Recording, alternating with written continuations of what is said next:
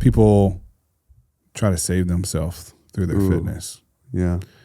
I think that we talked about the right way to do this, right? And why it's important, but also there's a wrong way to do this. And, there was a time in my life where I was very convicted. Man, I'm spending 2 hours a day in the gym, but I can't read my Bible for 5 minutes, right? Mm-hmm. So can you talk about that, the importance of how to keep that in balance, how to keep it in check, how to look at this as a whole, because there is no health in these separate areas. There's only health. And so if you are pursuing physical health beyond your capacity to pursue spiritual health, how dangerous that could be. Yeah, yeah. I mean, what is the chief end of man, right? To know God and enjoy him forever, right? Like that's what God wants for us, right? And so you can use health and fitness as a tool for that, as a vehicle for that, or you can use it for things secretly that you have in your heart and in your mind that need to be dealt with. Mm-hmm. But instead of dealing with them, you're feeding them. Yeah. Yeah. Right. Insecurity. You could, again, a desire for acceptance, comparison, covetousness. Right. Right. We have those desires, man. We want people to think highly of us. We want to be seen a certain way. And you can feed that, man. I mean, there's people who can't love themselves truly. They can't even look at themselves in the mirror because, they've gained weight and they don't look perfect. And I think if you end up serving the skill, you inevitably have to toss Jesus to the side in that venture and say, this is what I'm serving. You can't serve God and money, right? You can't serve God and anything. You're either serving God or you're not. Yeah. Right. So like in my coaching program, it's like, look, you can't serve God in the scale. They both can't be at the center. One's going to take the second string. So I do think the beast is that when you end up making fitness a god in any way, which means you are bowing down to it, it takes precedence over your relationship with God. You are, dealing with your mindset primarily through fitness and health and whatnot. You're dealing with, your social status and just everything that's your go-to. You do create this idol for yourself, and it will leave you hanging. It just can't do what God can do. It's not alive without what you making it alive. It's a puppet, right? God is not a puppet. Whether we believe in him or not, he's God and he's sovereign and he's powerful. So he's a source that we can draw from. Fitness is this is why people you have to get motivated. It takes discipline to be fit. It doesn't give you what you don't have. Right. You draw that from something. Right. God will give you what you don't have. He will be what you are not.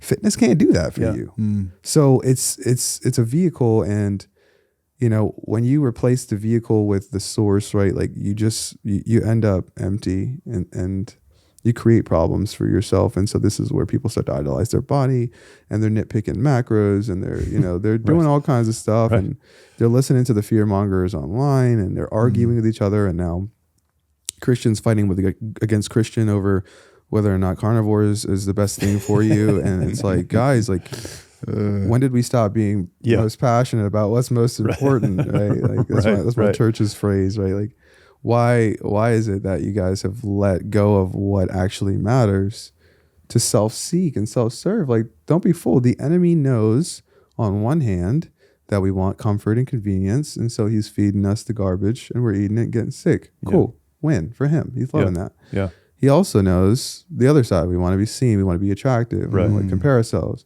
Sweet.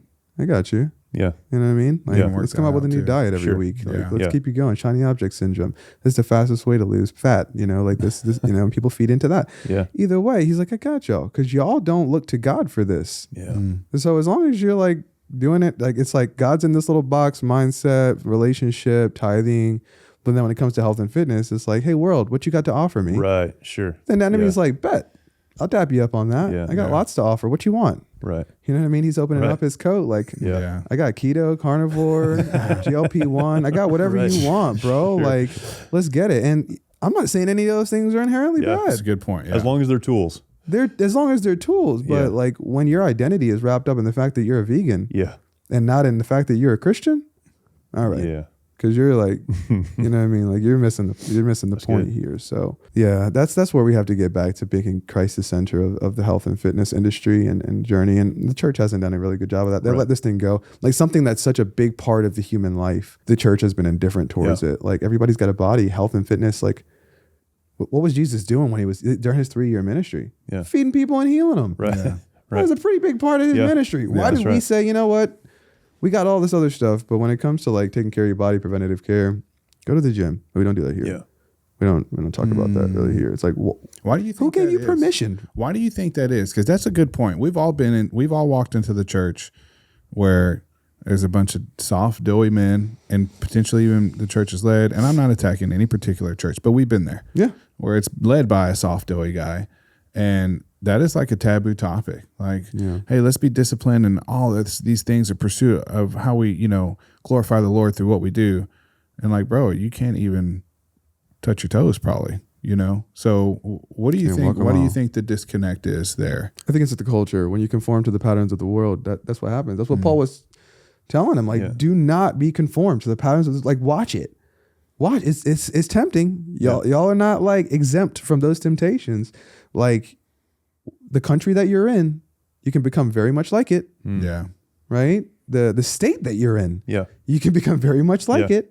Yeah. How many churches look like the state that they're in, the culture of their state It's or their city? Man, it's crazy you say that. So this is a funny sometimes conversation for me. So I go to church in Oceanside, California.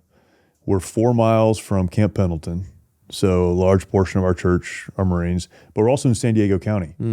So if you walk into the church that I attend every Sunday, not being fit is weird. the exception. Okay. You look at people and you're like, man, why didn't they exercise? Or like, why didn't they lose some weight or whatever, right? Like, you shouldn't be that judgmental when you walk into church, but like, that's the exception. That's not the rule. Yeah. Yeah. The rule is fit, take care of yourself. Yep. But I travel all over the country, and there are places that you go and you're like, oh, wow. You are weird. So you if you're adopt, fit. right? But it's adopting a culture. And that's exactly what it is. It's conforming to the culture that you Whatever's find going yourself in. Instead of making a decision, I'm doing this for the glory of God, or I'm doing this because God wants me to. It's like, well, in this culture, this is what you do. You exercise, you take care of yourself, you do this thing. But if I lived somewhere else, I wouldn't do that. Right.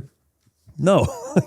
Like God transcends all of that. He does. He does. So like we just live in a country where we, for the most part, we're not very healthy. Like there are people are trying, and then, like I said, there's new little diets and programs and stuff like that every week. But ultimately, we live in a place where like fast food is making trillions of dollars, and sickness is a multi-trillion-dollar industry. And you can buy a pack of 12-pack of soda, buy one get two free. Right. Right. You know what I mean? Like the sales are on the crappiest stuff. And so when that's the case, you're running your church events and you're buying into those sales. Yeah. But that's the same stuff that's making people sick all week long. And then they to come to God's house, and you're talking life in every other way, and death on the table. Yeah.